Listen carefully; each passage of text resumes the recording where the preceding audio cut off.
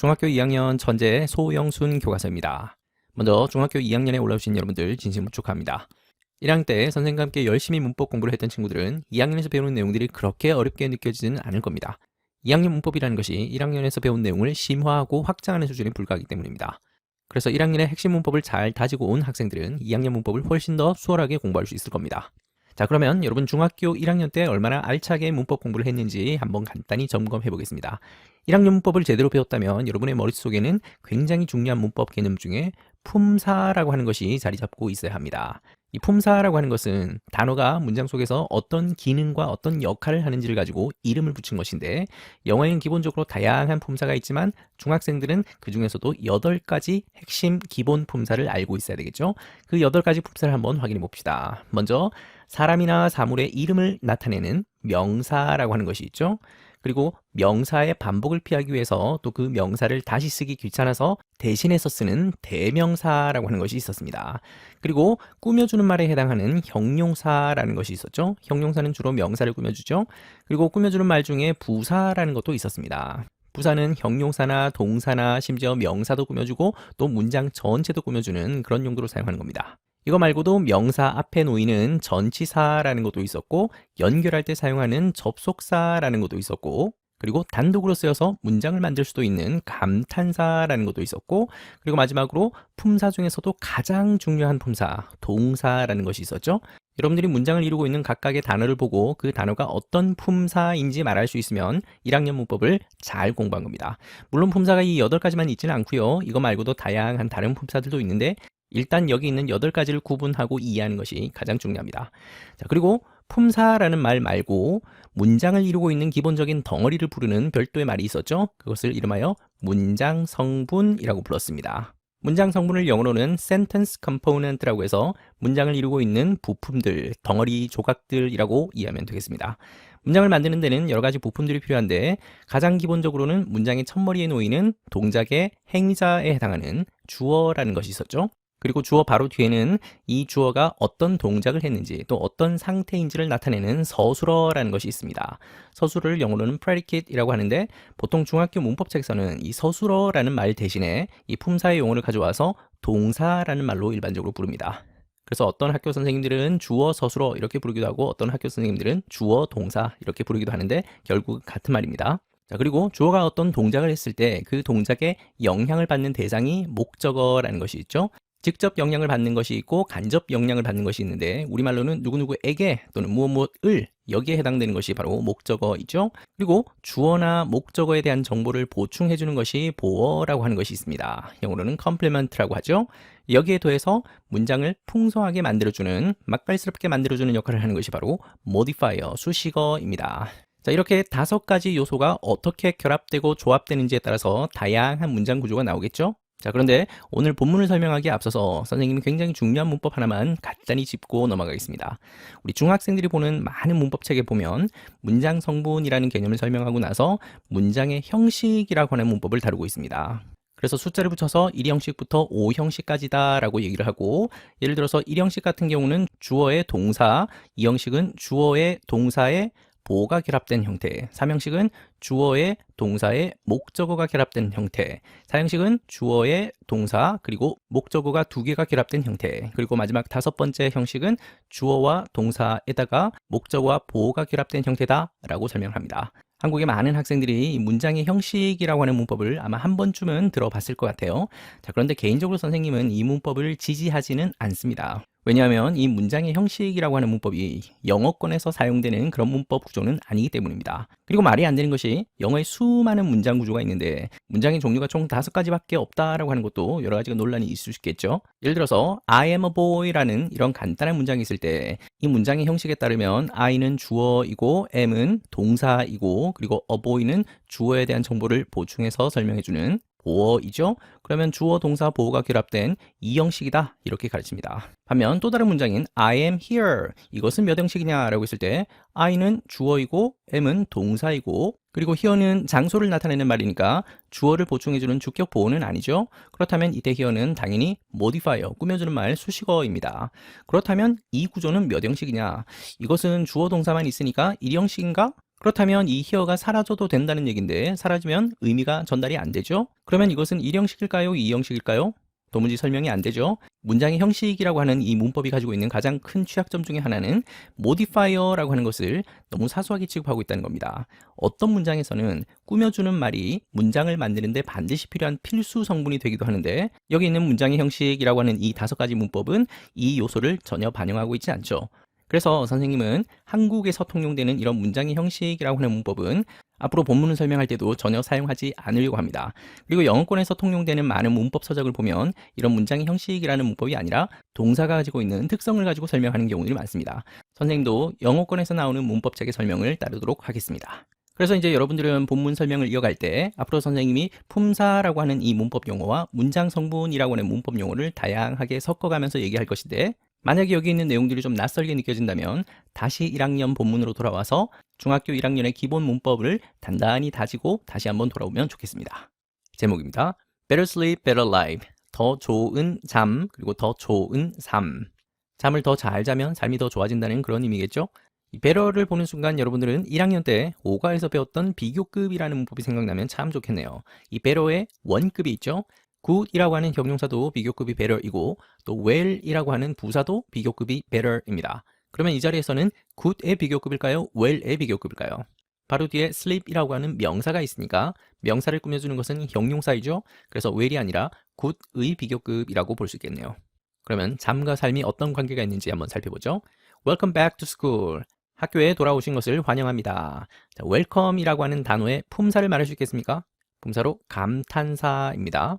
우리가 배웠던 많은 품사들 중에서 감탄사는 특이하게도 이 단어 하나만 가지고도 문장을 만들 수 있죠. 이 두 개 덩어리가 통째로 사라져도 이 웰컴 하나만 가지고도 문장이 될 수 있다는 말입니다. 그것이 감탄사가 가지고 있는 재미난 특징 중에 하나이죠. back이라고 하는 부사는 돌아왔다라는 그런 의미를 나타내는 것이고 어디로 돌아왔냐면 학교로 돌아왔다라고 하는 그런 의미겠죠. 그리고 앞으로 선생님이 특별히 언급하지 않더라도 이렇게 괄호로 표시하는 그런 덩어리들은 우리 문장 성분으로 따졌을 때는 꾸며주는 말, 수식어에 해당하는 부분입니다. modifier라고 하죠. 여러분들이 문장을 분석하는 능력을 더 잘 키우기 위해서 선생님이 이렇게 괄호로 구분시켜 주겠습니다. 이것이 좀 더 익숙해지고 나면 이제 여러분들은 스스로 어느 부분이 꾸며주는 말에 속하는지 직접 괄호로 칠 수 있을 겁니다. 자, 그리고 welcome이라고 하는 단어가 이 문장에서는 감탄사로 쓰였지만 welcome이 항상 감탄사인 것은 아니죠. 예를 들어서 I welcome you 라고 하면 그때 welcome은 동사로 쓰인 겁니다. 또 Thank you for your warm welcome 이라고 하면 당신의 따뜻한 환영에 감사합니다 라는 뜻이니까 그때는 또 명사로 쓰였겠죠. 또 You are welcome 이라고 하면 당신은 환영받습니다 라는 그런 의미니까 그때 welcome은 또 형용사로 쓰인 겁니다. 그래서 이 welcome이라고 하는 단어가 어떤 품사로 쓰였는지는 문장을 봐야지만 알 수 있겠죠. 그리고 앞으로 배우게 되는 굉장히 많은 단어들이 품사가 딱 한 개만 있는 그런 경우는 거의 없습니다. 대부분 2가지, 3가지 이상의 다른 품사로 쓰이고 품사가 달라진다는 얘기는 뜻이 달라진다는 얘기겠죠. 그래서 여러분들이 단어를 배울 때는 꼭 한 가지 뜻만 기억하지 말고 다른 품사의 다른 뜻도 함께 관심을 가지면 독해력을 훨씬 더 키울 수 있을 겁니다. 그리고 우리 중학생들한테 이 Welcome Back to School을 문장의 형식으로 따졌을 때 몇 형식인가요? 라고 물어보면 대부분의 학생들이 굉장히 당황스러워합니다. 중학교 문법에서 굉장히 중요하게 다루고 있는 그 문장의 형식이라고 하는 관점에서 보면 이것은 주어도 없고 동사도 없고 이상한 문장이죠. 근데 분명히 문장은 맞습니다. 영어의 모든 문장이 1형식부터 5형식까지 5가지만 있다라고 생각을 하면 이런 문장은 도무지 분석이 안 되는 것이죠. 그래서 앞으로도 선생님은 1형식이다, 2형식이다 이런 문장의 형식과 관련되는 그런 문법은 별도로 언급하지는 않겠습니다. 학교로 돌아오신 것을 환영합니다. How do you feel today? 어떻게 느끼십니까? 오늘 기분이 어떻습니까? 이 문장에서 feel이 동사이고 앞에 있는 do는 동사라고 하지 않고 동사를 도와주는 조동사라고 했었죠? 중학교 1학년 때 간단히 배우기로 조동사라고 하면 동사를 도와주는 것이다. 그러면서 다양한 용도로 쓰인다라고 했었죠. 나중에 여러분이 3학년이 되면 이 조동사 안에도 크게 3가지 종류가 있다라는 것을 더 자세히 배우게 될 겁니다. 기본 조동사, 서법 조동사, 준 조동사 하면서 더 세부적인 분류를 배울 수 있을 겁니다. 일단 여기서 쓰인 do라고 하는 조동사는 특별히 의미를 가지는 조동사는 아니고 의문문을 만들기 위해서 기능적으로만 존재하는 그런 조동사입니다. 이런 조동사를 일반 조동사, 기본 조동사라고 하는데 중학교 2학년인 여러분들은 그 정도까지는 몰라도 상관없겠고 이것이 동사가 아니라 조동사이다. 그리고 의문문을 만들기 위해서 들어간 조동사이다 라는 정도만 이해하면 되겠고 그리고 이런 조동사 다음에 나오는 동사는 항상 원형으로 써야 된다라는 거는 알고 있죠. 그래서 여기에 s를 붙인다든지 ing를 붙인다든지 ed를 붙인다든지 이렇게 동사의 모양을 바꿔서는 안 된다라는 정도는 1학년 때 배운 적이 있습니다. Did you sleep well last night? 당신은 잘 잤습니까? 지난 밤에 잠을 잘 잤습니까? 역시 첨언에 있는 did는 조동사이죠. 그런데 do라고 하지 않고 did라고 했으니까 시제가 과거인 것을 알 수 있습니다. 그래서 해석을 할 때도 잠을 잘 자니가 아니라 잠을 잘 잤니? 라고 과거의 의미를 담아서 해석해야 되겠습니다. well은 전형적인 부사이죠. 그리고 last night도 전형적인 부사인데 이렇게 단어가 2개 이상 모인 이런 덩어리를 구라고 한다라고 했었죠. 품사로는 부사이지만 문장 성분으로 따져보자면 다 꾸며주는 말들이죠. Sleeping well can give you energy for the new school year. 잠자는 것, 잠을 잘 자는 것은 줄 수 있습니다. 당신한테 에너지를 줄 수 있습니다. 새로운 학년을 위한 에너지입니다. 2학년, 새 학년이 됐으니까 그 새 학년을 위한 에너지를 줄 수 있습니다. 라는 말이죠. 자, 그러면 우리 1학년 때 배웠던 거 한번 복습해 봅시다. 여기에 sleep에다가 ing가 붙어 있는 이 덩어리의 이름을 말할 수 있겠습니까? 1학년 때 우리가 공부하기로 동사에다가 ing를 붙인 이런 모양이 크게 종류가 2가지가 있었죠. 하나는 동명사가 있었고 다른 하나는 현재 분사가 있었습니다. 동명사도 그렇고 현재 분사도 그렇고 이것은 준동사 중에 하나이죠. 동사에서 출발했지만 완전한 동사는 아닌, 하지만 여전히 동사의 속성을 가지고 있는 그런 것이 주운동사이죠. 그 중에서도 동명사는 동사의 속성과 함께 명사의 속성을 가지고 있는 것이고, 현재 분사는 동사의 속성과 함께 형용사의 속성을 가지는 것이다 라고 했습니다. 그래서 이것이 동명사인지 현재 분사인지를 구분하려면 명사에 가까운지 형용사에 가까운지만 판단할 수 있으면 되죠. 문장 속에서 위치를 판단하거나 아니면 해석을 해보는 것도 이 2가지를 구분할 수 있는 아주 쉬운 방법입니다. 자, 그러면 방금 이 문장에서는 여기까지가 주어이다, 그죠? 잠을 잘 자는 것은 당신에게 에너지를 줄 수 있습니다. 명사 느낌이 나죠? 그리고 주어 자리에 있습니다. 품사 중에서 주어 자리에 들어갈 수 있는 것은 명사가 가지고 있는 속성이죠. 그래서 이것은 현재 분사가 아니라 동명사입니다. 1학년 때 배웠던 내용들이 새록새록 기억이 나죠? 이 문장 속에 있는 동사가 give인데요. 이 give의 이름을 말할 수 있겠습니까? 동사를 분류하는 여러 가지 기준이 있지만 그 중에서 목적어를 가지냐 가지 않느냐에 따라서 자동사와 타동사로 나눌 수 있었다, 그죠? 자동사는 목적어를 필요로 하지 않는 것이고 타동사는 목적어를 필요로 하는 것이었습니다. 여기서 좀 더 구체적으로 나눌 수도 있죠. 자동사 뒤에 보호가 필요한지 필요하지 않은지에 따라서 보호가 필요하지 않은 자동사를 완전 자동사라고 하고 보호가 필요한 자동사를 불완전 자동사라고 합니다. 그리고 타동사도 마찬가지죠. 타동사는 목적어를 가지는 동사인데 이 타동사 안에도 3가지 종류가 있었죠. 목적어를 하나만 가지고 이 하나만 가지고 문장을 완성할 수 있으면 이런 타동사를 완전 타동사라고 했습니다. 타동사 뒤에 목적어를 2개 필요로 하는 이런 타동사를 이중 타동사라고 했었죠. 다른 말로 수여동사라고도 합니다. 그리고 타동사 뒤에 목적어가 오는데 이것만으로는 문장이 완성되지 않아서 보호까지 필요로 하는 그런 타동사가 있죠. 이런 것을 복합 타동사라고 불렀습니다. 그러면서 우리가 1학년 때 7과에서 배웠던 것이 바로 이것이었죠. 어떤 타동사는 목적어를 2개 필요로 한다. 그 첫 번째 목적어를 간접 목적어라고 했고 두 번째 목적어를 직접 목적어라고 했습니다. 그러면 방금 봤던 이 문장에서 give you 할 때 이때 you가 간접 목적어이죠. 너에게, 그리고 에너지를, 이 부분이 직접 목적어입니다. 이렇게 간접 목적어와 직접 목적어를 2개 필요로 하는 이런 give 같은 동사를 이중 타동사, 다른 말로 수여동사라고 불렀습니다. 그리고 간접 목적어와 직접 목적어를 자리를 바꿀 수도 있죠. 이렇게 자리를 바꿨을 때는 전치사의 도움을 받는데 give라고 하는 동사는 to라는 전치사를 필요로 합니다. 그러면 give energy to you 이렇게 바꿀 수도 있죠. 다만 조심할 것은 이렇게 간접 목적어와 직접 목적어 자리를 바꾸고 전치사를 넣었을 때는 그때부터는 더 이상 이중 타동사, 수요동사가 아닌 것이죠. 그때 give는 완전 타동사가 되는 것입니다. 우리 1학년 때 다 배웠던 내용이죠. 그래서 잠을 잘 자는 것이 새 학년을 위한 에너지를 당신에게 줄 수 있습니다. Now check your sleep habits with the list. 자, 이제 체크해 보십시오. 당신의 수면 습관들을 체크해 보십시오. 다음에 리스트를 가지고서 여러분들도 아래에 있는 이 리스트를 통해서 수면 습관을 한번 체크해 보면 좋겠습니다. 방금 본 문장에서처럼 이렇게 동사 원형으로 시작하는 이런 문장을 문장의 종류 중에서는 명령문이라고 했었죠. 우리 문법용어로 명령문이라는 것이 꼭 윗사람이 아랫사람한테 뭔가를 강제적으로 시키는 그런 것만을 명령문이라고 하지는 않습니다. 방금의 이 문장도 꼭 체크하십시오 라는 명령이라기보다는 한번 체크해 보십시오 라는 권유에 좀 더 가깝죠. 문법적인 이름이 명령문인 것입니다. 자, 그러면서 체크리스트가 이렇게 나옵니다. Go to bed at different times. 다른 시간에 침대에 갑니다. 침대로 간다라는 얘기는 잠을 자기 위해서 준비하는 그런 과정인 거죠. 어떤 날은 11시에 자라고 하고 어떤 날은 새벽 1시에 자라고 하고 이렇게 매번 다른 시간에 자러 간다라는 의미겠죠. 비슷한 표현 중에 go to sleep 이라고 하는 말이 있습니다. go to bed와 go to sleep은 약간 다른 표현입니다. go to bed는 말 그대로 침대로 가는 것입니다. 즉 잠을 자기 위해서 준비하러 가는 것이죠. 자러 가다 이런 뜻이고 go to sleep은 말 그대로 잠이 들다, 잠에 빠지다 또는 숙면 상태가 되다 이렇게 잠이 드는 상태를 말하는 것이고 go to bed는 잠을 자러 가는 과정이죠. drink a lot of energy drink 마십니다. 많은 에너지 드링크를 마십니다.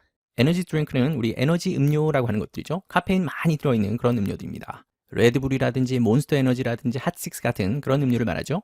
카페인이 많이 들어간 음료이기 때문에 각성 효과가 있는 걸로 알려져 있습니다. 에너지 드링크 말고 스포츠 드링크라고 하는 것도 따로 있습니다. 근데 에너지 드링크하고는 목적이 좀 다르죠. 땀으로 배출된 그 수분이나 전해질을 보충하기 위해서 먹는 게 스포츠 드링크죠. 포카리 스웨트라든지 게토레이 같은 그런 것들이 스포츠 드링크입니다. 많은이라고 하는 얼라로브를 한 단어로 바꾸면 many 정도로 바꿀 수 있겠죠. 에너지 드링크에다가 s를 붙인 걸로 봐서 셀 수 있는 명사이기 때문에 much가 아니라 many로 바꿀 수 있겠네요. Use my smartphone before sleeping. 스마트폰을 사용합니다. 잠들기 전에 스마트폰을 사용한다. 방금 여기서도 sleeping이라고 하는 ing가 보이죠? 그러면 앞에 있는 before가 전치사이죠? 전치사 바로 다음 자리를 전치사의 목적어라고 했습니다. 전치사의 목적어 자리에 들어갈 수 있는 것은 명사의 속성이죠. 그래서 이때 sleeping은 현재 분사가 아니라 동명사. Sleep less than 8 hours a day. 하루에 8시간 미만으로 잠을 잔다. less than 하면 뭐뭐보다 적은 이라는 뜻이죠. less라고 하는 것도 역시 비교급의 형태이죠. little의 비교급입니다. 적은이 아니라 더 적은. 하루에 8시간보다 더 적은 시간을 잔다. 자, 이 문장에서 생각나는 문장이 있어서 간단한 거 하나만 점검해 봅시다. 나는 8시간을 잤습니다. I slept 8 hours 라고 하는 이런 문장이 있을 때 이때 이 8 hours의 품사를 말할 수 있겠습니까? 우리말로 해석을 하면 나는 8시간을 잤습니다 라고 하니까 을이 붙으면 이것은 목적어이지 목적어 자리에 올 수 있는 것은 명사이겠죠? 그래서 8 hours를 명사 아닌가요? 라고 말하는 사람이 혹시 있을지 모르겠습니다. 정답은 명사가 아니라 부사입니다. 해석을 했을 때 을로 해석된다고 해서 전부 다 명사가 되는 것은 아닙니다. 한국어와 영어는 근본적으로 다른 말이기 때문에 이 두 언어가 언어적으로 완벽하게 일치하지 않는 경우들이 많습니다. 여기서 8시간이라는 것은 8시간 동안이라는 그런 의미이겠죠. 그래서 눈에 보이지는 않지만 for 같은 이런 전치사가 생략되어 있는 그런 표현입니다. 시간을 나타내거나 거리를 나타내거나 무게를 나타내는 그런 표현에서는 전치사 같은 거를 빼버리고 이런 명사 덩어리만 남겨서 부사처럼 쓰는 경우들이 너무 많습니다. I studied 3 hours 라고 하더라도 나는 3시간을 공부했다 라고 우리말로는 해석이 되지만 3시간 동안 공부했다 라는 그런 의미겠죠. 그래서 이런 표현들을 마치 목적어 비슷하게 쓰인 그런 부사다 라고 해서 이것을 부사적 대격이라고 합니다. 그런데 이런 문법 용어는 전혀 중요하지 않고 여러분들은 여기에 있는 3시간이다, 8시간이다 라고 하는 것이 명사가 아니라 부사이다 라고 말할 수 있으면 충분합니다. Eat before bedtime. 잠들기 전에 뭔가를 먹는다. 잠자는 시간으로부터 3시간 이전에는 밥 먹는 것을 다 멈춰야 되는데 자기 직전에 뭔가를 먹으면 아무래도 숙면에 방해가 되겠죠. Take long nap. 냅은 낮잠이란 뜻입니다. 그래서 take a nap이라고 하게 되면 낮잠을 자다 라고 하는 그런 의미가 되겠죠. s를 붙여서 복수형을 만들었습니다. long이라는 형용사를 넣어서 긴 낮잠을 잔다. 낮잠을 자는데 10분, 20분 그렇게 자는 게 아니라 2시간, 3시간 자버리는 그런 경우를 말하겠죠. How many habits did you check? 얼마나 많은 습관들에 당신은 체크를 했습니까? 체크가 확인하다 라는 뜻이지만 여기서의 뜻은 이렇게 체크를 하다 라고 하는 그런 의미로 보면 되겠죠. 몇 개나 체크를 했습니까? 라는 그런 말이겠습니다. These habits may cause sleep problems. 이런 습관들이 cause, 유발하다, 초래하다. 수면 문제를 초래하고 유발할 수도 있습니다.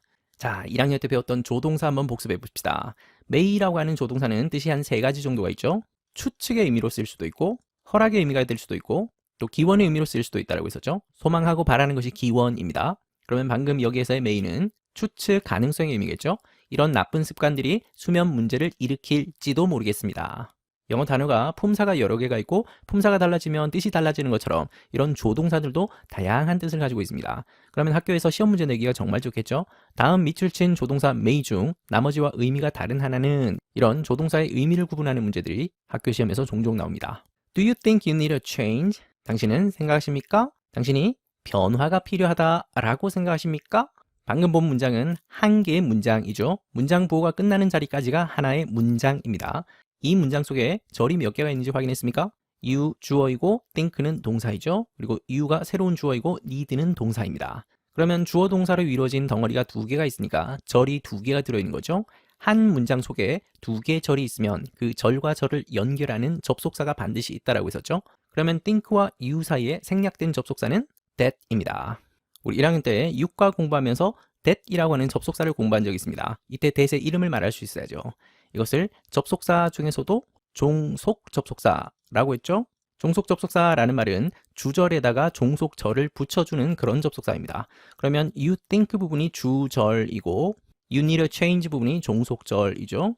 그래서 you부터 change까지 이 종속절을 붙여주는 그런 역할을 하는 것이 종속 접속사입니다.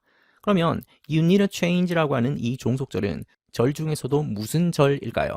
절에는 세 가지 종류가 있었죠. 명사절, 형용사절, 부사절이 있었습니다. 방금 여기서는 명사절이죠. 명사의 특징을 가지고 있는 절이니까 명사의 속성을 알면 이것이 왜 명사절인지 쉽게 구분할 수 있습니다. 명사는 주어 자리나 목적어 자리나 보어 자리에 올 수 있는 것이 명사의 특징이죠. 그러면 you need a change라고 하는 이 절은 앞에 있는 주절 동사 think의 입장에서 보면 이 동사의 목적어 자리에 있는 것이죠. 목적어 자리에 오는 절이기 때문에 이것은 명사절입니다. 그래서 종속 접속사 that은 다른 말로 명사절을 붙여주는 접속사, 그래서 이것을 명사절 접속사라고 부를 수도 있다라고 했습니다. 그리고 이렇게 목적어 자리에 있는 명사절을 붙여주는 이런 명사절 접속사 that은 흔히 생략하고 쓰는 경우들이 많습니다. 그래서 방금 이 문장에서도 생략하고 쓴 겁니다. Let's find out what to do. Let's는 뭐뭐 합시다, 뭐뭐 하자라는 권유의 의미로 쓰이는 말이죠. 한번 알아봅시다, 찾아봅시다. What to do, 뭘 할지를 한번 알아봅시다. 자, 여기에 find라고 하는 동사가 있는데 그냥 find라고 쓰는 것과 find out이라고 쓰는 것은 약간 의미가 다릅니다. find라고 하는 것은 잃어버린 물건들이나 눈에 보이는 어떤 구체적인 대상을 찾아낼 때, 그래서 우리말로 찾다라고 하는 의미로 해석되는 것이 find이고, find out은 찾다라기보다는 알아내다, 즉 몰랐던 정보나 지식이나 사실이나 진실 같은 것을 알게 되었을 때 또는 머리로 이해하게 되었을 때 이런 것을 find out 한다라고 하죠. 예를 들어서 열쇠를 잃어버렸는데 열쇠를 찾았다. 그러면 find out이 아니라 find를 쓰겠죠. 어떤 물건을 찾는 거, 장소를 찾는 거, 사람을 찾는 거 이런 것이 find입니다. 반면 정보나 지식이나 사실 같은 것을 알아내는 것은 물건을 찾는 거하고는 개념이 좀 다르죠. 그럴 때 쓰는 것이 find out입니다. 참고로 이때 out은 전치사가 아니라 부사이죠. find라고 하는 동사에다가 out이라고 하는 부사가 결합되어서 한 개의 덩어리를 이루고 있는 동사, 이런 것을 구동사라고 합니다. 동사 덩어리라는 뜻이죠. 그리고 동사에다가 붙여서 구동사를 만드는 데 사용하는 이런 out 같은 말을 품사로는 부사이지만 문법적인 기능으로 부르는 말은 소사라고 하는 말이 따로 있긴 한데 역시 중학교 2학년 학생들은 이런 말은 몰라도 상관없습니다. 자, 그러고 나서 이번 단원에 너무너무 중요한 문법이 나와서 지금부터 이 부분을 얘기하려고 합니다. 바로 뒤에 보니까 what이라고 하는 의문사가 보이고 그리고 바로 뒤에 to 부정사가 보이네요. 우리말로 해석을 하면 무엇을 할지 정도로 해석이 됩니다. 그래서 무엇을 할지 한번 알아봅시다 라고 하는 그런 말입니다. 자, 그러면 이번 단원의 핵심 문법이면서 너무너무 중요한 부분이라서 이 부분을 지금부터 설명하려고 합니다. 의문사에다가 to 부정사가 결합하는 아주 특별하고 재미있는 표현이 영어에는 참 많습니다. 이것이 한 덩어리인데요. 이 덩어리는 명사 역할을 하는 그런 덩어리입니다. 그래서 명사구라고 할 수 있겠죠. 여러분들이 배웠던 대로 명사라고 한다면 명사의 특징을 가지고 있겠죠. 그래서 이 명사구는 주어 자리에 들어갈 수도 있고 목적어 자리에 들어갈 수도 있고 보어 자리에 들어갈 수도 있습니다. 이 중에서 특히 목적어 자리, 동사의 목적어 자리에 정말 많이 있습니다. 자, 그러면 여러분이 알고 있는 의문사부터 확인하고 가야죠. 의문사라고 하면 우리 육하 원칙에서 언제, 어디서, 누가, 무엇을, 어떻게 이런 것들이 다 의문사이죠. 영어로 무엇 하면 what이고 언제는 when, 어디는 where, 어떻게는 how, 누가는 who, 그리고 where는 why. 이렇게 하면 6개의 의문사가 있죠. 이거 말고 which도 있긴 한데 일단은 제외하겠습니다. 이런 의문사에다가 투부정사를 결합하는 독특한 표현인데 특이하게도 이 중에서 why라고 하는 의문사는 해당되지 않습니다. 그래서 나머지 의문사에다가 to 부정사를 결합하게 되면 아주 재미난 뜻이 되죠. 예를 들어서 to do라고 하는 이 부정사를 한번 결합시켜 보겠습니다. 그러면 what to do라고 하면 무엇을 할지, when to do는 언제 할지, where to do는 어디에서 할지, how to do는 어떻게 할지 이런 의미가 되는 것이 의문사 to 부정사 덩어리입니다. I don't know who to invite to the party 라고 한다면 누구를 초대할지 모르겠어 라는 뜻이죠. Who to trust 라고 하면 누구를 신뢰할지, 누구를 믿을지 모르겠어. Who to meet 라고 하면 누구를 만날지 모르겠어. 이렇게 다양하게 확장할 수 있겠죠. 원래는 whom이라고 하는 것을 쓰는 것이 문법적으로는 맞는데 원어민들은 whom보다는 who를 압도적으로 선호합니다. whom은 아무래도 발음이 좀 불편하기도 하죠. 그러면 기본적인 의문사의 뜻만 알고 있으면 여기에다 투부정사의 의미를 함께 결합해서 해석은 쉽게 할 수 있겠죠. 그러면 이 기본적인 6개 의문사 중에서 왜 하필이면 why라고 하는 의문사는 투부정사랑 결합하지 않냐, 이것이 궁금할 수 있겠는데요. 여러 가지 설들이 있긴 합니다. 그 중에 하나는 이 투부정사라고 하는 것은 기본적으로 미래의 의미를 약간 포함하고 있는 그런 말입니다. 과거에 행동을 했던 것이 아니라 앞으로 어떤 행동을 할 계획이라는 것이죠. 예를 들어서 I don't know what to do 라고 하면 나는 뭘 할지를 모르겠다 라는 말인데, 그러면 그 행동을 아직 하지는 않은 거죠. 그래서 이 부정사 앞에 이런 의문사를 붙이면 그 행위의 구체적인 방법이나 아니면 그 행위의 대상을 나타낼 수 있는 말이 되는 겁니다. 근데 이 중에서 의문사 why는 왜라고 하는 뜻인데 동작의 뿌리 또 동작의 이유를 나타내는 그런 의미입니다. 뿌리를 찾아간다라는 말은 과거를 지향한다는 말이죠. 그래서 과거와 관련되는 그런 why라고 하는 의문사와 미래와 관련되는 to 부정사가 서로 맞지 않다라고 보는 겁니다. 그래서 이 두 개가 결합되지 않는다라고 하는 그런 설이 있고, 두 번째 설은 또 이런 게 있습니다. 이 why라고 하는 의문사는 특이하게도 완전한 절이나 완전한 문장을 이끌면서 원인과 결과를 설명하는 그런 방식으로만 발전을 했고, 그러다 보니까 자연스럽게 이 문법 규칙에서 제외가 되었다. 그래서 이 사람들의 언어 습관으로 자리 잡게 되었다. 이런 설도 있습니다. 어떤 설명이든지 별로 중요하지 않고 의문사에다가 투부정사를 붙인 특별한 덩어리가 있는데, 이때 why라고 하는 의문사는 포함되지 않고 나머지 의문사와 투부정사가 결합되어서 다양한 의미를 만들어낼 수 있다. 그리고 여기에서 한 가지 더, 이 의문사에다가 투부정사가 결합된 이 덩어리는 절로 풀어 쓸 수 있습니다. 절이라고 하면 주어 동사가 있는 그 덩어리를 말하죠. 기본적으로 투부정사는 동사의 속성을 가지고 있는 것이기 때문에 동사를 만드는 것은 어렵지는 않고, 중요한 것은 주어인데요. what to do를 하든 when to do를 하든 누가 그 동작을 했는지 문맥 속에서 찾을 수 있습니다. 그래서 숨겨진 주어를 찾아내서 이것을 절로 풀어 쓸 수 있습니다. 몇 가지 예를 들어보죠. 첫 번째 문장에서 She didn't know what to do 라고 하면 그녀는 무엇을 할지 몰랐다 라고 하는 말이죠. 두 번째 문장은 Can you tell me when to start 라고 하면 너는 나에게 언제 출발할지를 말해줄 수 있겠니? 라는 말입니다. 그러면 첫 번째 문장에서 what to do를 절로 바꾸려고 합니다. 이럴 때 기본적으로 의문사는 그대로 쓰고요. 그리고 숨겨진 주어를 찾아야 되는데 이때 do 하는 사람은 누구겠습니까? 이 문장 속에 정보가 있죠? she이겠죠? 그렇다면 여기에 주어는 she를 쓰고, 그리고 중요한 거 이 자리에 조동사 should를 살짝 집어넣습니다. 그러고 나서 동사 부분을 마무리하면 되죠? do. 이때 조동사 should는 의무의 의미를 가지긴 하지만 must 같은 그런 강제성을 가진 의무라기보다는 하는 게 좋겠다라고 하는 그런 권유의 느낌이 나는 의무입니다. 그래서 이 문장은 그녀는 무엇을 해야 될지를 몰랐다. She didn't know what she should do. 이렇게 바꿀 수 있습니다. 두 번째 문장도 마찬가지죠. 이 부분을 절로 바꾸시오 라고 한다면 의문사 when은 그대로 살려주고 주어를 찾아야 되는데 이때 start를 하는 사람이 you일까요? me일까요? you는 말해주는 사람이고 실제로 출발하게 되는 사람은 me이죠. 그래서 me가 주어 자리에 오면 I라는 주어가 됩니다. 그리고 조동사 should를 그대로 쓰고 그리고 나머지 동사 원형은 start를 붙이면 되죠. 그러면 Can you tell me when I should start? 하고 물음표를 붙여주면 완벽한 절이 됩니다. 참고로 아까 why라고 하는 의문사는 투부정사하고는 결합할 수 없다라고 했는데 방금과 같이 why하고 주어와 조동사 should 동사 형태로 절로 쓰는 것은 가능합니다. 그래서 다시 한번 정리하면 의문사와 투부정사가 결합하는 독특한 덩어리가 있다. 이것은 품사로는 명사 덩어리에 해당되는 것이고, 그래서 주어, 목적어, 보어 자리에 들어가는데 특히 동사의 목적어 자리에 많이 나온다. 그리고 이때 의문사 더하기 투부정사는 절로 풀어 쓸 수 있는데 이때 적절한 주어를 찾고 조동사 should를 넣으면 완벽한 절로 바꿀 수 있다. 참고로 의문사 더하기 투부정사에서 이 투부정사도 명사 덩어리의 일부이기 때문에 용법을 굳이 밝혀야 된다면 이것도 역시 명사적 용법이겠죠? 자, 그러면 다시 본문 문장으로 돌아와서 what to do 라고 하는 것이 무엇을 할지 라고 하는 의미였으니까 이 부분을 절로 풀어볼 수 있겠죠? 그러면 공식에 따라서 what 이라고 하는 의문사는 그대로 쓰고 숨겨져 있는 주어를 찾아야 됩니다. 이때 do 하는 사람이 누구겠습니까? 수면 문제 때문에 변화가 필요한 사람이 바로 you이죠. 그 상대방인 you에게 하는 말이니까 주어는 you로 쓰는 것이 자연스럽겠습니다. 그리고 조동사 should를 살짝 곁들이고 그러고 나서 동사 원형 do를 붙이면 완벽한 절로 풀어 쓴 것이죠. 그러면 당신이 무엇을 해야 될지 한번 알아봅시다. Have a regular sleep pattern. regular라는 말은 여기서는 규칙적인이라는 뜻입니다. 규칙적인 말고도 정기적인 또는 사이즈 같은 걸 얘기할 때 regular size 하면 보통 사이즈, 표준 사이즈 이럴 때 regular를 쓰고 어떤 직업을 얘기할 때 regular job이라고 하면 정규직, 정식의 직업 이런 것들 regular라고 합니다. 그리고 우리 문법에서 동사가 규칙적으로 변하는 동사들이 있었죠. 그런 규칙적으로 변하는 동사를 regular verb라고 합니다. 또 이 regular가 명사로 쓰기도 하는데요. 그럴 때 명사로 쓰면 단골 손님이라는 뜻도 있습니다. 어쨌든 여기서는 형용사로 규칙적인이라는 뜻으로 보겠습니다. 그러면 규칙적인 수면 패턴을 가지십시오. 항상 같은 시간에 자고 같은 시간에 깨어라 라고 하는 그런 의미겠죠.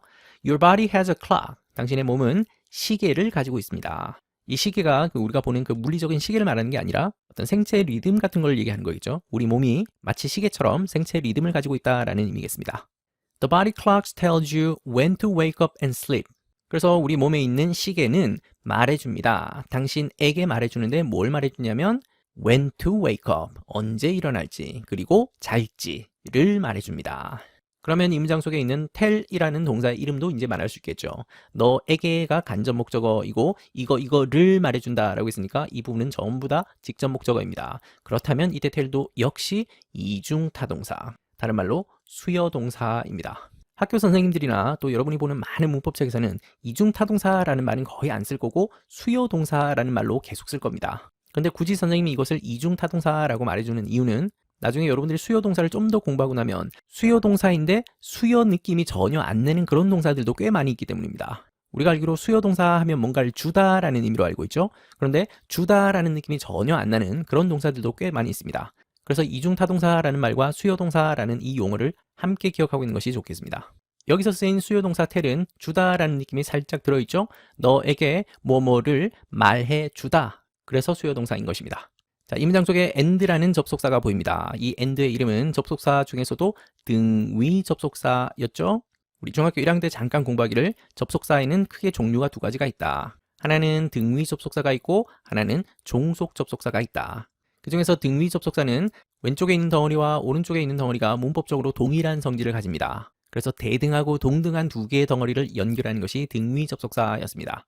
앞으로 여러분들은 등위 접속사는 fanboys를 기억하면 좋겠습니다. for and nor but or yet so. 이 7개의 등위 접속사의 첫머리를 따서 만든 말이 fanboys인데요. 공식적인 명칭은 아닙니다. 우리 중학교 선생님들이 좀 더 쉽게 구분할 수 있게 도와주려고 만들어낸 말인 것 같아요. 어쨌든 여기에 있는 7가지가 대표적인 등위 접속사인데 물론 이거 말고도 더 있습니다. 특히 and라든지 but이라든지 or 같은 것들은 너무너무 자주 나오죠. 1학년 때까지는 등위 접속사가 참 중요했었지만 2학년 이상부터는 종속 접속사가 훨씬 더 중요합니다. 그럼에도 불구하고 등위 접속사를 절대 소홀히 해서는 안 되는 것이 해석을 하는데 이 등위 접속사가 연결하는 것을 제대로 찾지 않으면 엉뚱하게 잘못 해석하는 경우가 생깁니다. 자, 방금 문장에서 and는 등위 접속사입니다. 그러면 and가 연결하는 것을 정확히 찾고 가야죠. 그래야지 이 문장의 의미를 정확히 해석할 수 있습니다. 이럴 때는 항상 등위 접속사의 오른쪽을 먼저 보라고 했습니다. and 바로 뒤에 보니까 sleep이라고 하는 동사 비스무리하게 생긴 것이 보이죠? 그러면 앞에서 동사를 찾으면 tell인데 이 tell이라는 동사와 sleep이라는 동사를 연결해 주는 걸까요? 아니죠. 만약에 tell과 sleep을 연결하는 거라면 tell에 s가 붙어 있던 것처럼 sleep에도 s가 붙어 있었을 겁니다. 그런데 s가 안 붙어 있다라는 말은 이 1번 tell과 연결하는 것이 아니라는 거죠. 그러면 tell 말고 동사 비슷하게 생긴 걸 찾아보니까 앞에 있는 wake가 있죠. 그래서 1번 wake와 2번 sleep을 연결하는 것이 바로 이 등위 접속사 and입니다. 좀 더 엄밀하게는 to wake라고 하는 부정사와 to sleep이라는 부정사, 투부정사 두 개를 연결하는 것이 이 and입니다. 이걸 찾고 나면 해석이 이제 좀 더 쉬워지죠. when to wake up과 when to sleep이 연결된 표현이니까 언제 일어날지, 언제 잘지 이거를 너에게 말해줍니다. 그러면 이제 역시 복습할 차례가 되었습니다. 이 문장 속에도 의문사 더하기 투부정사가 들어있고 또 역시 의문사 더하기 투부정사가 들어있네요. 해석은 했으니까 이제 이 부분을 절로 바꿔보는 걸 연습해 보려고 합니다. 그러면 의문사 when은 그대로 써야죠. 그리고 깨어나고 일어나는 사람이 누굴까요? 이 문장 속에서 힌트를 찾으니까 you이겠죠. 그러니까 you라는 주어를 쓰고 조동사는 should 그리고 나머지 동사 원형 그대로 옮겨오면 되죠. wake up. 역시 마찬가지로 뒤에 있는 sleep이라는 것도 원래는 when you should sleep 이라고 해야 되는데 영어에서는 같은 말 두 번 쓰는 걸 굉장히 싫어하니까 when you should 부분을 빼고 그냥 sleep만 남겨두면 충분하겠습니다. 당신이 언제 일어나야 될지 그리고 언제 잠을 자야 될지를 당신에게 말해줍니다. For example, in the morning, your body starts to feel lively. 예를 들어서 아침에는 당신의 몸이 시작합니다. 느끼기를 시작한다라고 하네요. 어떻게 느끼냐면 lively, 활기찬 또는 생생한 이라는 뜻의 형용사입니다. 그러면 우리 몸이 활기차게 느끼기 시작합니다 라는 말이 완성이 되죠. to 부정사가 보이네요. to 부정사가 보이면 정확한 해석을 위해서 용법을 구분하고 가는 것이 좋죠. 바로 앞에 있는 start라고 하는 것이 동사 중에서도 목적어를 필요로 하는 타동사입니다. 자동사인지 타동사인지가 헷갈리면 무엇을 같은 이런 목적어를 붙여서 말이 되는지 안 되는지를 확인해 보면 어지간히 구분할 수 있습니다. 그럼 시작한다 라는 말은 뭐뭐를 시작한다 라고 해서 목적어를 필요로 하죠. 그래서 여기에 있는 to feel 부분이 목적어에 해당합니다. 그러면 목적어 자리에 들어간 to 부정사이니까 명사적 용법이겠죠. 그래서 느끼는 것을 시작한다. 문자적으로는 그런 의미입니다. 좀 자연스럽게 해석하면 느끼기 시작한다 라는 말이 되는 겁니다. 여기에 있는 이 feel을 보는 순간 생각나는 문법이 있으면 참 좋겠네요. 우리 중학교 1학년 때 3과 공부하면서 이것을 감각동사라는 문법으로 공부한 적이 있습니다. 감각이라는 말에서 드러나는 것처럼 우리 인간의 오감과 관련이 있죠. 이런 감각기관을 통해서 정보가 들어올 때 그것이 어떻게 느껴지는지 이런 것들을 표현하는 동사가 감각동사입니다. 감각동사는 크게 5가지 정도가 있었다, 그죠? feel 하면 어떠하게 느껴지다, look 하면 어떠하게 보이다, 사운드는 어떠하게 들리다, smell은 어떠한 냄새가 나다, 테이스트는 어떠한 맛이 나다 이런 뜻이었죠. 보통 이런 감각동사 다음에는 형용사가 옵니다. 그래서 어떠하게 느껴지다라는 그런 의미가 되는 것이죠. 그래서 방금 여기에서도 feel 다음에 lively라고 하는 형용사가 왔죠. 활기차게 느껴지기 시작한다 라는 말입니다. 우리 중학생들이 단어 공부를 굉장히 열심히 하다 보면 철자 중에서 무슨 ly로 끝나는 이런 단어들은 대체로 부사인 경우들이 많습니다. beautiful 이라는 것은 형용사지만 beautifully 하면 부사이죠. important는 형용사이지만 importantly 하면 부사이죠. 그래서 ly가 들어가면 전부 다 부사가 아닌가요? 라고 생각할 수 있겠지만 방금 문장에서도 lively라고 하는 것은 형용사이죠. ly로 끝나지만 부사가 아니라 형용사인 단어들이 의외로 많습니다. 보통 그런 단어들은 명사에다가 ly를 붙인 경우들이 많은데요. 그래서 명사에 ly가 붙어 있으면 대체로 형용사로 보는 것이 맞습니다. friend라고 하는 명사에다가 ly를 붙이면 친구같이 다정한 이런 말이고, 엄마를 나타내는 mother에다가 ly를 붙이면 엄마 같은, 즉 자애로운 이라는 뜻이 되고, 비용을 나타내는 cost라고 하는 명사에다가 ly를 붙이면 비용이 비싼, 값비싼 이라는 뜻이 되고, 질서를 의미하는 order에다가 ly를 붙이게 되면 질서정연한 이라는 뜻이고, 천국을 나타내는 heaven에다가 ly를 붙이면 천국 같은, 또 시간을 나타내는 time에다가 ly를 붙이게 되면 적기의, 적시의 이런 뜻이 됩니다. 이렇게 명사에다가 ly가 붙으면 대체로 형용사이다. 근데 방금 lively는 명사에다가 ly를 붙인 거는 아닙니다. lively 말고 live라고 하는 형용사도 별도로 있죠. 살아있는 이라는 뜻으로 쓰입니다. 또 생방송이라는 뜻도 있죠. At night, your body starts to feel sleepy. 밤에는 당신의 몸은 시작합니다. 졸리게 느끼기 시작합니다. 그러면 이 문장에서도 역시 여기 있는 이 to 부정사는 start라고 하는 타동사 뒤에 목적어 자리에 있으니까 역시 명사적 용법.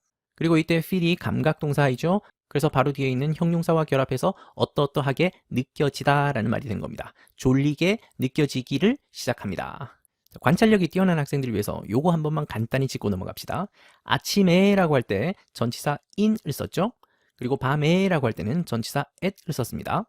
분명히 in도 그렇고 at도 그렇고 시간과 관련되는 표현인 것은 알겠는데 왜 아침에는 in이고 밤에는 at일까요? 한 번도 생각해 본 적이 없죠. 우리가 잘 몰라서 그렇지 이런 거에도 다 이유가 있긴 합니다. 이거는 시간을 바라보는 관점이 다르기 때문입니다. 아침은 morning이고 오후는 afternoon이고 저녁은 evening이죠. 이럴 때는 다 in을 씁니다. in이라고 하는 말이 기본적으로는 어디 안에라는 뜻이죠. 원어민들이 시간을 바라볼 때 아침이나 오후나 저녁은 사람이 깨어있는 시간입니다. 그리고 그 깨어있는 시간에는 뭔가 다양한 활동들을 하겠죠. 그래서 이 사람들의 관점에서 보면 아침이나 오후나 저녁은 어떤 긴 시간의 영역으로 보는 겁니다. 아침이라고 하는 그 긴 시간의 영역 속에서 뭔가를 한다라는 그런 의미로 보는 겁니다. 반면 밤이라고 하는 시간은 이 사람들의 입장에서는 하루가 다 끝난 시간입니다. 하루가 이렇게 시간이 흘러갈 때 아침 시간이 있고 오후 시간이 있고 저녁 시간이 있는데 밤이라는 것은 활동을 멈추고 이제 잠자리에 들어야 되는 그런 시간입니다. 하루가 끝나는 시점이라고 보는 것이죠. 그래서 이때는 시간을 바라볼 때 한 지점처럼 바라봅니다. 그래서 하루 일과가 다 끝나고 밤이라고 하는 어떤 시점에 라는 그런 의미를 담아서 표현하는 거기 때문에 전치사를 at를 씁니다. Listen to your body clock and sleep regularly. 당신의 생체 시계를 들으십시오. 그리고 자십시오. 여기도 ly가 붙어 있다, 그죠? regular가 형용사였으니까 형용사에다가 ly를 붙이면 이때는 부사가 되겠죠. 그래서 규칙적으로 라는 뜻이겠죠. 규칙적으로 잠을 자십시오. 그러면 정확한 해석을 위해서 and라는 등위 접속사가 연결하는 거 찾아봅시다. and 바로 다음에 보니까 sleep이라고 하는 동사가 보이죠? 그러면 앞에서 1번 동사 listen과 2번 동사 sleep을 연결하고 있네요. 그리고 동사 원형으로 시작하는 걸 봐서 명령문이죠? 그러면 들으십시오, 그리고 자십시오, 명령문 and 명령문 이렇게 연결되겠네요. 그리고 listen은 우리말로 듣다라는 뜻인데 이 listen은 타동사가 아니라 자동사입니다. 목적어를 필요로 하지 않고 이것만으로 쓸 수 있는 동사라는 얘기입니다. 원래 listen이라고 하는 말은 듣다라는 뜻이라기보다는 귀를 기울이다라는 뜻에 가깝습니다. 그래서 어느 쪽으로 귀를 기울이는지 방향을 나타낼 수 있겠죠? 그럴 때 쓰는 전치사가 to입니다. 그래서 이 말은 문자적으로는 당신의 생체 시계 쪽으로 귀를 기울이십시오 라는 그런 의미입니다. You will feel healthier. 당신은 느낄 겁니다. healthier 하게 느낄 겁니다. 여기 있는 feel도 역시 감각동사이죠. 그리고 바로 뒤에는 형용사가 나와 있습니다. healthy라고 하면 건강한인데 여기다가 er를 붙여서 비교급을 만들었네요. 그러면 더 건강한이라는 뜻이죠. 그러면 감각동사와 함께 결합해서 더 건강하게 느껴질 겁니다 라는 말이 완성됩니다. 오늘 본문에서도 보는 것처럼 중학교 1학년 때 배웠던 내용이 정말 많이 반복되죠. Be careful about caffeine. 카페인을 조심하십시오 라는 말이네요. Be careful이 조심하다 라는 뜻인데 방금처럼 about이 나오는 경우가 있고 of가 나오는 경우가 있습니다. 두 가지가 약간 다른 경우에 쓰이겠죠. Be careful of라고 하게 되면 보통 주의해라 또는 조심해라, 경계해라 이런 말로 쓰일 때 of를 씁니다. 어떤 위험 요소가 있거나 어떤 그 대상 자체를 조심해야 된다라고 할 때는 be careful of를 씁니다. 그래서 개를 조심해라 그럴 때는 be careful of the dog 라고 쓰겠죠. 반면 be careful about 이라고 하면 위험 요소를 조심하라거나 어떤 대상 그 자체를 조심하라기보다는 신중하게 행동해라 또는 관리해야 된다라는 그런 의미로 쓸 때 be careful about을 씁니다. 방금 이 문장 속에는 카페인이 들어있죠? 그러면 카페인을 마시는 습관이나 또는 카페인을 섭취하는 양을 조절해라, 신중해라, 조심해라 이럴 때 쓰는 말이 be careful about입니다. 시험 문제에 나올 만한 내용은 아니었습니다. Caffeine can cause sleep problem. 카페인은 유발할 수 있습니다. 수면 문제를 유발할 수 있네요. Do you know that even chocolate has caffeine? 여러분은 알고 있습니까? 심지어 초콜릿도 카페인을 가지고 있다라는 사실을 알고 있습니까? 라고 물어보고 있는 의문문이네요. 역시 한 개의 문장이죠. 이 한 개의 문장 속에 절이 두 개가 보인다 그죠? you가 주어이고 know가 동사입니다. 그리고 초콜릿이 주어이고 has가 동사입니다. 그러면 가운데 있는 대세 이름을 쉽게 말할 수 있겠죠? 우리가 아까 배웠던 대로 접속사 중에서도 종속 접속사. 그래서 even부터 카페인까지가 종속절이죠. 그리고 이 종속절은 절 중에서도 특히 명사절이죠.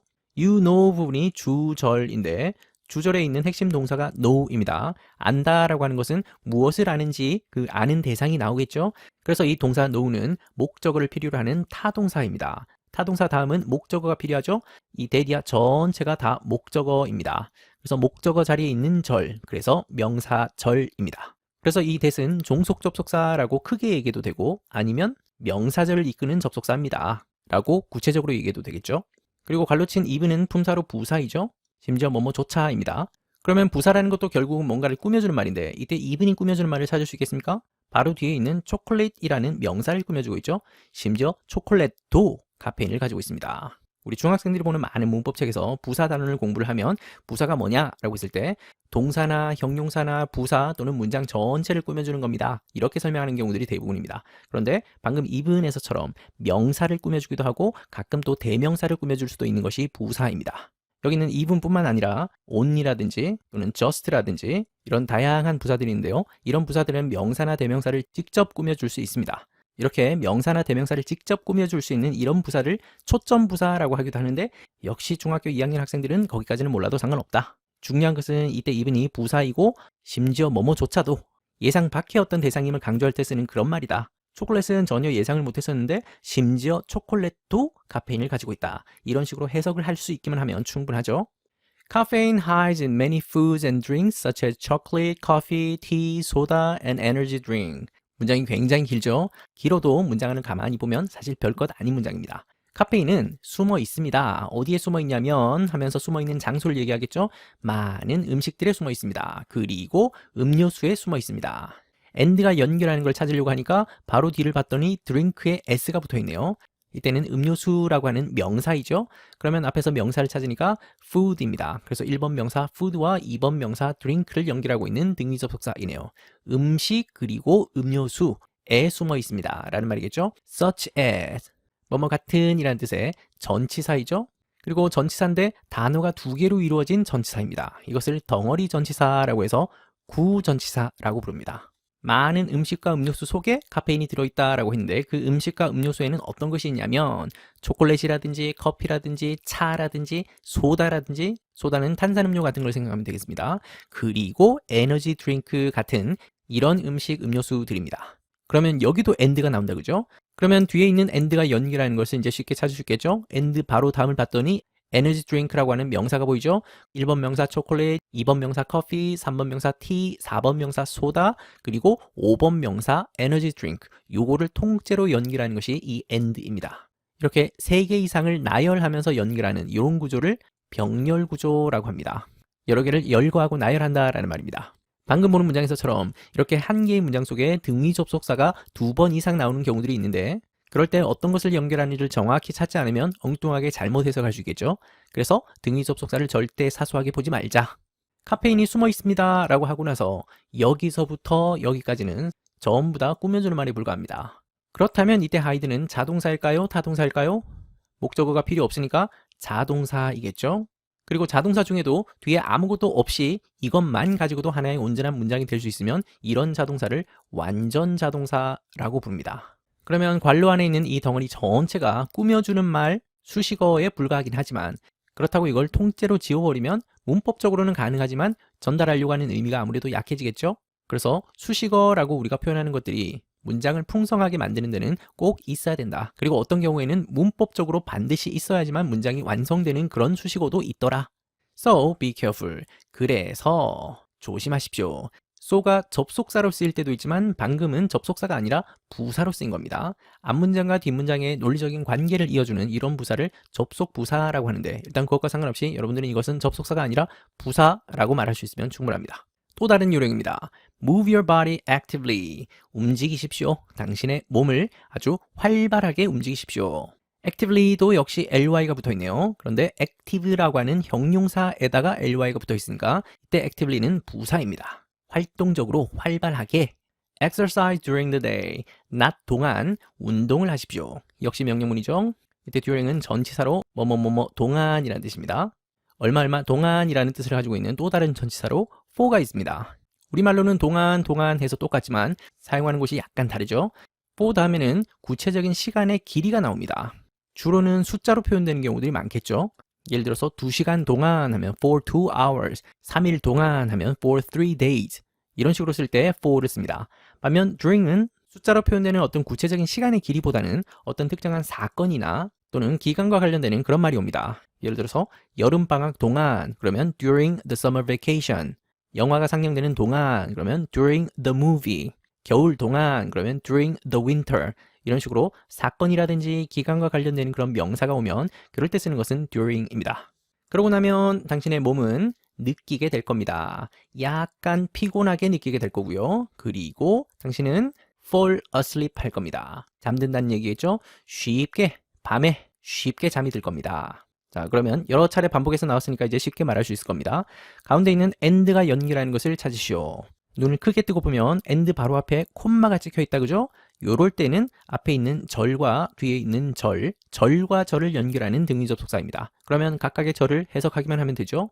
그리고 앞에 있는 feel이라는 동사의 이름도 이제 쉽게 말할 수 있겠죠? 역시 감각동사입니다. 감각동사 뒤에는 형용사가 나온다고 했는데 아니나 다를까 tired라고 하는 형용사가 있네요. 가운데 있는 약간 이런 말은 부사이죠. 부사는 바로 뒤에 있는 형용사를 꾸며주는 말입니다. fall asleep이라는 말은 잠들다 라는 말인데 우리가 일반적으로 알고 있는 fall은 떨어지다 라는 의미로 알고 있죠. 그런데 그 떨어지다 라는 뜻도 있지만 이 fall이 상태의 변화를 나타내는 그런 동사로 쓰일 때도 있습니다. 말 그대로 상태가 변화되는 것을 나타내는 그런 동사인데 바로 뒤에 어떤 형용사가 오는지에 따라서 뜻이 다양하게 쓰일 수 있겠죠. 방금처럼 fall asleep이라고 하면 잠든 상태로 떨어지는 거니까 잠이 들다 라는 뜻이고 fall ill이라고 하게 되면 병이 든 상태로 떨어지게 되는 거니까 말 그대로 병이 나다. fall silent라고 하면 조용해진 상태로 떨어지는 거니까 고요해지다, 침묵에 빠지다 이런 말이고 short라고 하게 되면 모자라고 부족한 상태로 떨어진다라는 말입니다. 그래서 뭐뭐가 부족하다 이럴 때 fall short를 씁니다. 그래서 fall이라고 하는 동사는 상태의 변화를 나타내는 동사이긴 한데 이 fall이 가지고 있는 기본적인 뜻 떨어지다라고 하는 그런 의미를 생각하면 되겠습니다. 그래서 어떤 상태로 빠져든다라고 하는 그런 느낌으로 보면 되겠죠. 상태 변화를 나타내는 동사가 정말 많습니다. 선생님이 몇 가지 예를 들어보죠. 가장 대표적으로 여러분이 알고 있는 상태 변화 동사는 become입니다. 그러면 become old라고 하게 되면 원래는 나이가 들지 않은 상태였는데 나이가 든 상태로 변화가 된 거죠.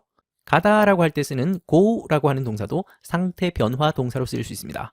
예를 들어서 go bad라고 하게 되면 나쁜 상태로 가버렸다라는 말이죠. 우리말로 상했다라는 의미입니다. 우유나 음식 같은 것이 상하다라고 할 때 go bad를 씁니다. 그래서 고도 상태 변화 동사이긴 한데 대체로는 바람직하지 않은 거 이런 상태 변화를 나타낼 때 go를 씁니다.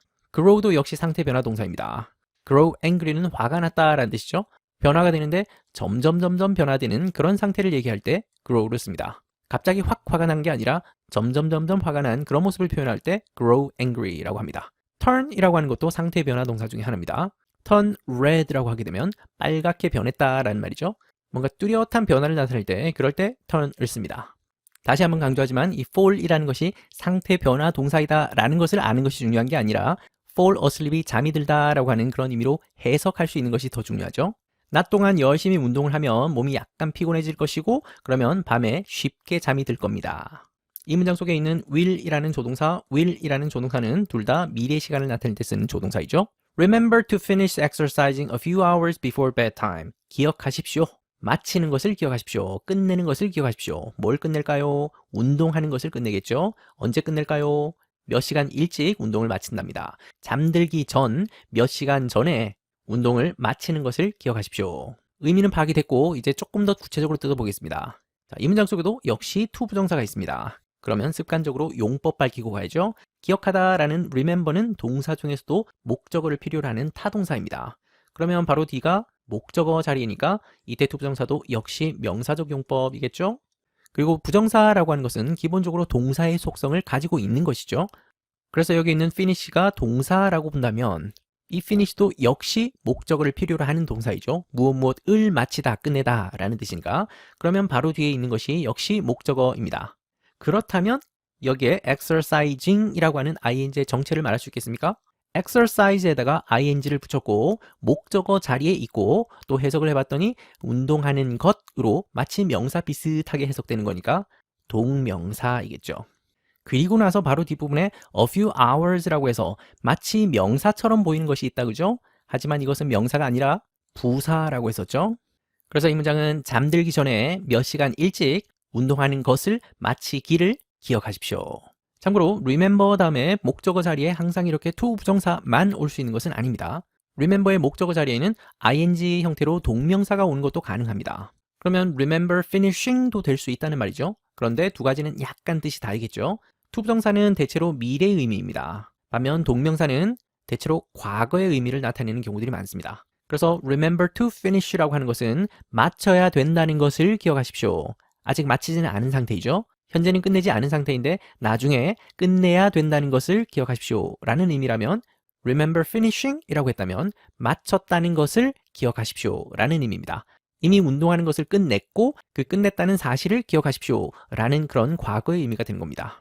If you finish it right before bedtime, your body may feel too awake. 만약에 당신이 마친다면, 그것을 마친다면, 언제 마치냐면 잠들기 전에, 취침 전에. 그런데 right라고 하는 부사가 붙어서 좀 더 강조가 되죠. 바로 직전에 당신의 몸은 느낄지도 모르겠습니다. 너무 깨어있게 느낄지도 모르겠습니다. 그러면 여기에서의 조동사 may도 역시 추측의 의미겠죠. 그리고 이때 feel은 감각동사이고 형용사 awake와 결합된 말이죠. 깨어있게 느껴지다. 그리고 to라고 하는 부사가 붙어서 바로 뒤에 있는 형용사를 꾸며주고 있습니다. 너무 깨어있게 느껴질지도 모르겠습니다. 운동은 잠들기 전에 몇 시간 전에는 그래도 마쳐야 되는데 운동을 잠들기 바로 직전에 마치면 몸이 너무 깨어있는 상태가 될지도 모르겠다 라는 말이겠죠.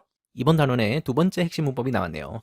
첫머리에 있는 이 if의 이름을 말할 수 있겠습니까? 눈치 빠른 학생들은 이때 if를 접속사라고 부를 수 있을 겁니다. 일단 접속사로 말할 수 있으면 훌륭합니다. 그러면 접속사 중에서도 등위 접속사일까요? 종속 접속사일까요?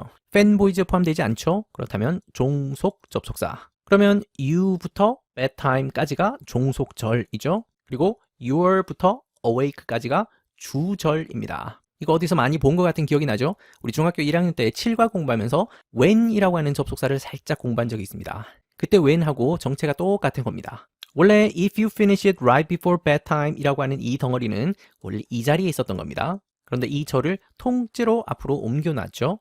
그렇다면 이 종속절은 절 중에서도 명사절이 아니라 부사절이죠.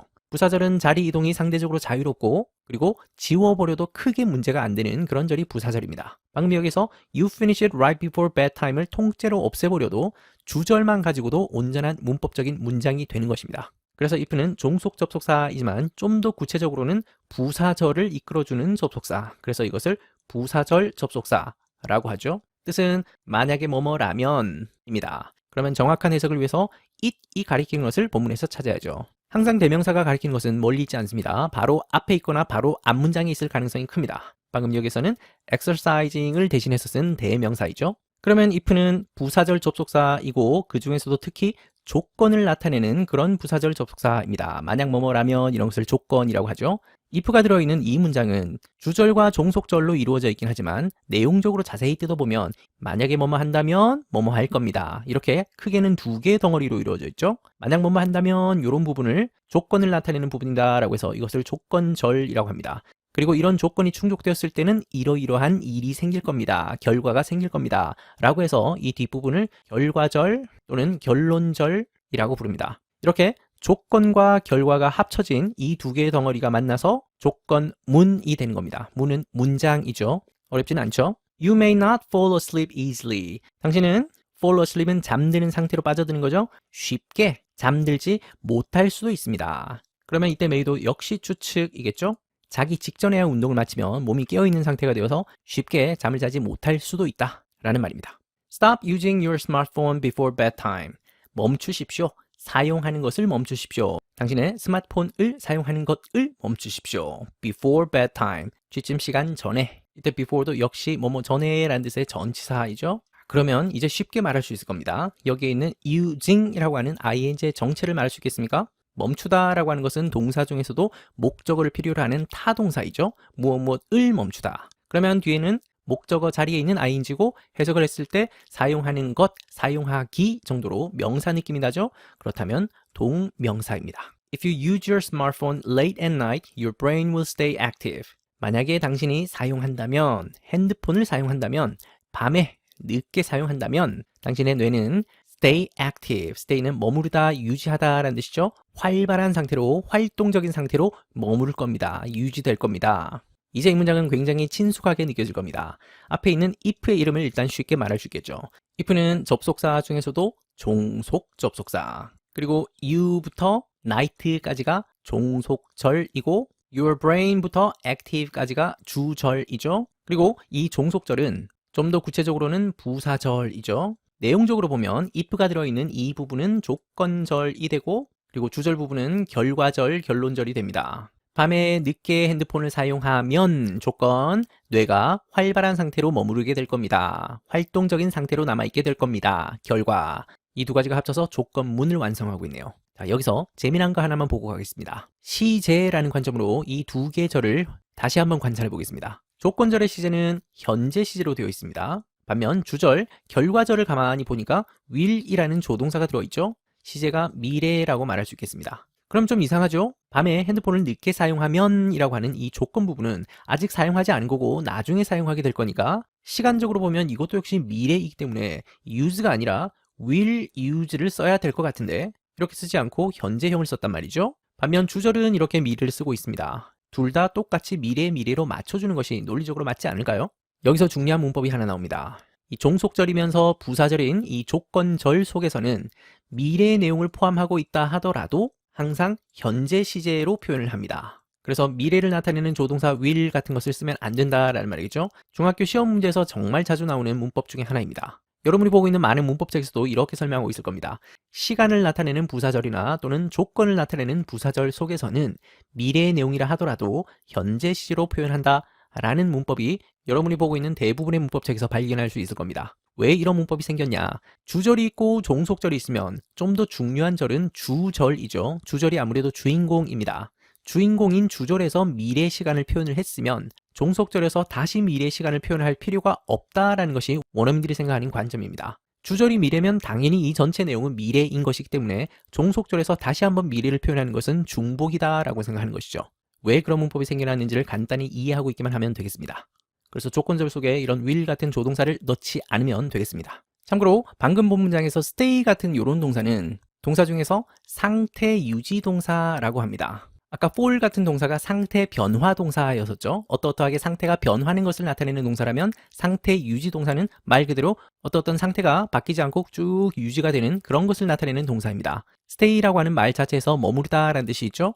이거 말고도 대표적으로는 remain이라든지 keep이라든지 hold라든지 또 비동사도 대표적인 상태 유지 동사입니다. 그래서 이런 상태 유지 동사 다음에 어떤 형용사가 오는지에 따라서 이러이러한 상태로 계속 남아있다, 유지하다 라는 뜻이 되겠죠. 예를 들어서 keep quiet라고 하면 조용한 상태를 유지하는 것이고 remain famous라고 하면 유명한 상태로 머무르는 것이고 hold good이라고 하는 말이 있습니다. 그러면 좋은 상태를 유지한다라는 말인데 어떤 법칙이나 규칙이나 이론 같은 것이 유효하다, 여전히 적용된다 이럴 때 사용할 말이 hold good입니다. 어쨌든 이런 형용사에서 표현하고 있는 이러이러한 상태가 유지되고 이어지는 거 이런 것들을 상태 유지 동사라고 하는데 다시 한번 강조하지만 중학교 2학년의 학생들은 이것이 상태 유지 동사이다 라고 말하는 것이 중요한 게 아니라 stay active가 활동적인 상태로 이어지다 유지되다 라는 말로 해석하는 것이 더 중요하다 그랬죠. The blue light from the phone will also tell your brain, hey, don't sleep yet. 핸드폰에서부터 나오는 그 블루라이트가 또한 말해줄 겁니다. 당신의 뇌에게 말해주는데 뭐라고 얘기해주냐면 아직 잠들지 말아라 라고 말해준대요. 그러면 이 문장 속에 있는 tell이라는 동사도 이제는 쉽게 구분할 수 있겠죠? 당신의 뇌에게 라고 하는 부분이 간접 목적어이고 다운표 안에 있는 내용을 말해주는 거니까 이 부분은 직접 목적어입니다. 그렇다면 이때 tell은 역시 이중타동사, 다른 말로 수요동사이겠습니다. To sleep well, don't use your phone right before bedtime. 잘 자려면 사용하지 마십시오. 핸드폰을 사용하지 마는데 바로 직전에, 잠자는 시간 바로 직전에 사용하지는 마십시오. 여기 있는 투부정사는 좀 친숙하죠? 우리 중학교 1학년 때 육과에서 배운 적이 있습니다. 투부정사가 이렇게 단독으로 떨어져서 문장 앞에 튀어나올 수 있다라는 얘기는 부사처럼 쓰였다라는 말이죠. 부사는 상대적으로 이동이 자유롭습니다. 그리고 생략하더라도 문법적으로는 크게 문제가 없는 것이 부사의 속성이죠. 그래서 이때 to sleep well은 부사처럼 쓰인 부정사, 그래서 부사적 용법의 부정사라고 하고 투부정사가 부사처럼 쓰였을 때는 굉장히 다양한 해석이 나오죠. 이때는 뭐뭐 하기 위해 라는 목적의 의미로 보는 것이 가장 자연스럽겠습니다. 잘 자려면, 잘 자기 위해서는 잠들기 직전에는 핸드폰을 사용하지 마십시오. 역시 명령문이죠. don't가 붙어있는 이런 명령문을 부정명령문이라고 합니다. 첫 번째 단원이라서 이것저것 복습할 내용들이 참 많았습니다. 특히 우리 중학교 1학년 때 배웠던 문법들이 총동원된 거 보이죠? 정말 자주 나왔던 것은 주운동사였습니다. 동사에서 출발했지만 동사는 아닌, 하지만 여전히 동사의 속성을 가지고 있으면서 다른 품사의 속성을 함께 가지고 있는 것이 주운동사였습니다. 그 중에서 가장 대표적인 것이 부정사였죠. 그 부정사 중에서도 특히 to가 함께 붙어있는 to 부정사가 본문에 여러 차례 등장했습니다. 그리고 또 다른 준동사로 동명사가 있었고 그리고 나머지 분사가 있습니다. 오늘 분사에 대해서는 자세히 다루지는 않았습니다. 오늘 본문에서는 이 to 부정사가 명사처럼 쓰이는 경우도 있었고 또 마지막에 있는 문장처럼 부사처럼 쓰이는 경우도 함께 다뤄봤습니다. 그리고 본문 속에 동명사도 몇 번 나왔다 그죠? 동사의 속성과 명사의 속성을 함께 가지고 있는 것이 동명사인데 해석을 할 때는 뭐뭐 하는 것처럼 명사 느낌이 나게 해석이 되고 주어 자리나 목적어 자리나 보어 자리에 있으면 이것이 동명사입니다. 본문 속에서 동명사를 다시 한번 찾아보길 바랍니다. 이거 말고 오늘 본문 속에 감각동사도 여러 차례 나왔다 그죠?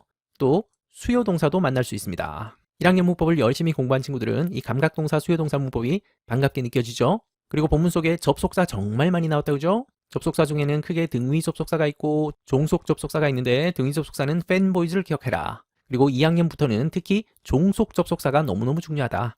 종속 접속사는 절과 절을 연결해주는 접속사인데 그 뒤에 연결되는 이 종속절이 때로는 명사절이 되고 때로는 형용사절이 되고 때로는 부사절이 되기도 한다. 오늘은 특히 이 중에서 부사절을 연결하는 아주 특별한 접속사 if를 만나봤습니다.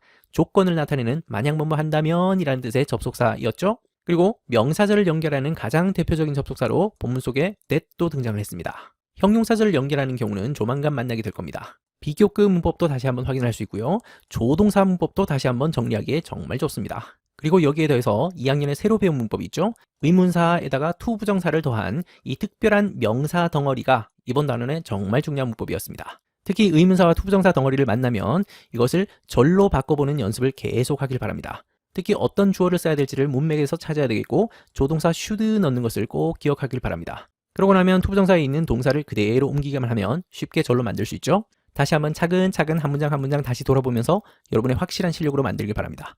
수고했습니다.